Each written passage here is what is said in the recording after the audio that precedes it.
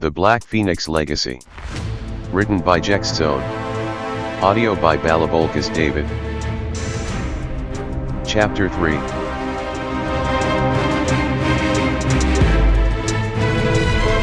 Encounter. Mr. G, you had almost given me a heart attack there. You know, this is my first time seeing a low Earth rank technique. You see, I've been in the business for almost 50 years now, but this is truly a stunner. As per our rule, you could either sell the technique into our house for fixed amount of 10 million seds, or you could let us put the item into auction. I'll auction the item then, said Ji Xian decisively. The house will charge 1% as processing fee for the transaction. If you bid for other items during the auction, we will deduct the total amount from the proceeds of your item. This here is our VIP membership card. It will let you enter the auction house directly via a special gate to our VIP rooms. You will also be given 10% discount every time you buy an item from any of our auction branches. Right. Since you decided to put it on auction, we will give you 8 million sets in advance, so that you can bid for any item you want during the auction. Senior Lu smiled like a true businessman. Thank you very much, Senior Lu. When will the auction happen? He queried. It will be in 3 days. We will immediately place an ad about the auction and tell our branches to spread the news, said Senior Lu excitedly as he retrieved a contract for Ji Xian to sign. After settling the matter, Ji Xian left the auction house and searched for an abandoned building. Confirming he had no stalker, he removed his disguise and wandered across Beijing's busy streets. He decided to stay here for a day before returning home the next day. He and Cuo Yun'er often wandered Beijing's streets in the past, so he was familiar with it. So, this is what the past Beijing looks like. He identified a few familiar old buildings, but other areas were out of place, guessing that some would be demolished or renovated in the future. As he strolled the streets, he saw several silhouettes near a coffee shop in the corner of his eyes. He turned his head and found several teens caught in an argument which would possibly lead into a fight. Both sides is equally matched, 3 on 3. He thought of apprentice monks upon seeing 3 bald teens wearing white Buddhist robe. The other side, however, had 2 guys wearing black long robe with red sash and a red headband. Their companion was a cold and unapproachable girl around 16 years old. She was also wearing the same black robe, a red sash and a red hairband tying her long black hair. These 3 are probably students of a martial arts school.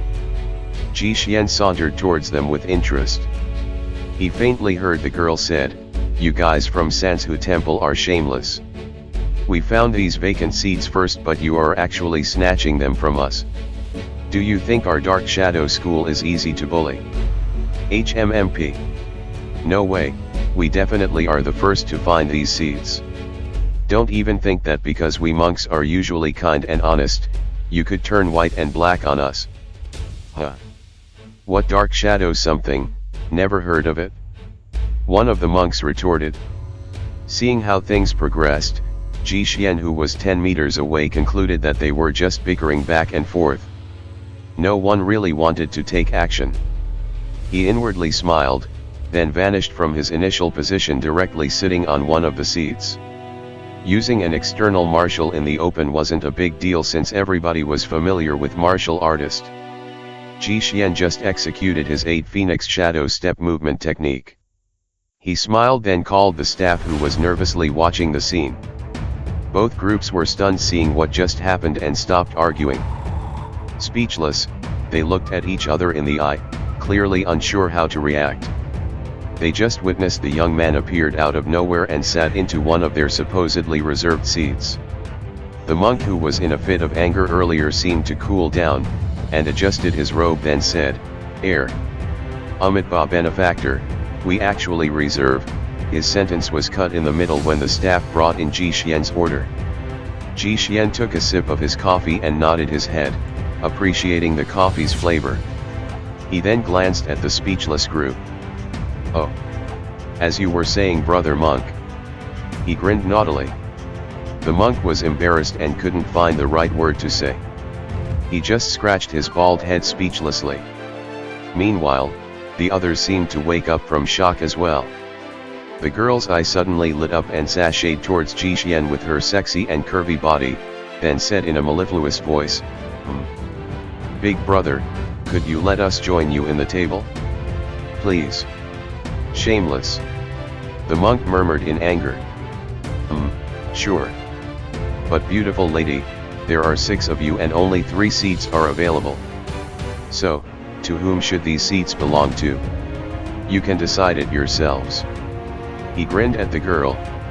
No, big brother, we 3 disciples are the first 2, the girl began to explain, but before she could finish, the monk butted in. "Benefactor, we monks found these seats first. You know monks are kind and honest." The monk rebutted. "Shameless monks," the girl blurted out. Her face turned red from anger. "Earlier, I thought you guys were companions and were just chatting with each other. So, I thought you were not interested in these seats. It turned out that you were actually arguing about them, huh?" Jhexzone innocently stated. Both groups were speechless again. What a shameless guy, they thought. "How about you guys choose one among you to compete in martial arts, the winner will occupy these seats, how about it?" Jhexzone suggested. "Benefactor, that won't be a good idea, won't it?" "Ha," the monk chickens out. Jhexzone was disappointed. "Yeah, big brother. It's bad for our image, you know." "Another chicken image you're Jhexzone thought. Of course, he just wanted to see their resolve and didn't really want them to fight.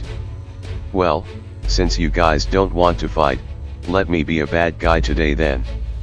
Wait here." He stood up and disappeared in front of them again, then reappeared 10 meters away, in front of another 3 teens enjoying the show. "Hi guys, I know you enjoyed your coffee, but could you give me favor and let me borrow your seats for those guys, please? You know, they've been standing there forever, so I feel sorry for them. Promise, I will treat you here some other time, okay?" He smiled innocently.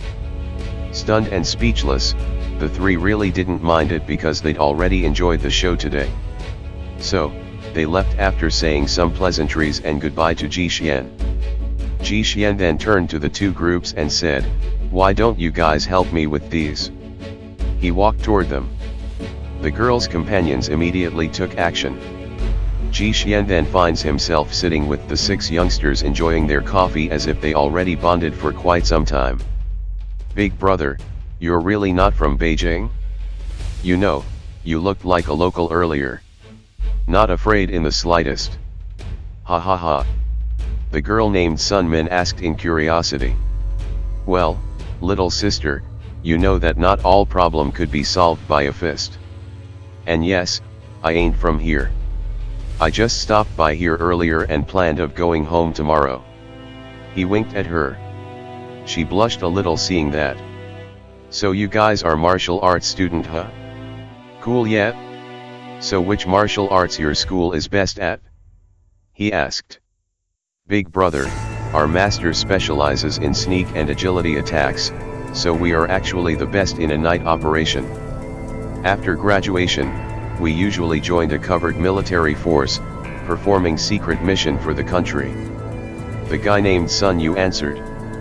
These guys were actually cousins from the local martial arts school of the Sun family.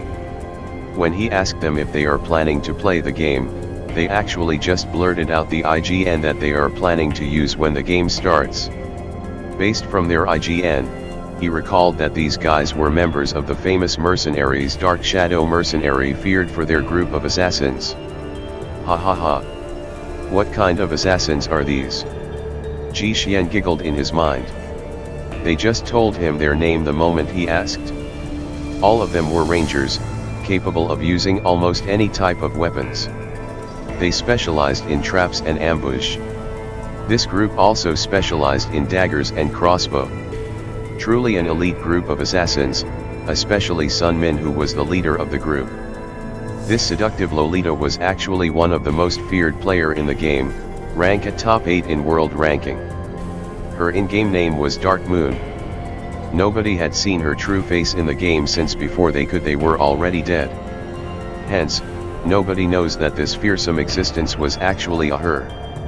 Only Ji Xuan knew how these daredevils would turn out in the future. The two beside her were her right and left hand, Dark Sun and Dark Star. Both were ranked 31 and 34 in the world ranking. I didn't expect this trip to be fruitful, he exclaimed silently. If he could acquire the services of these three, then the rest of the Dark Shadow mercenary would be a great addition to his future force as well. He informed them that he would be starting in Vermilion Empire, so if they wanted to meet him, they could just visit him there.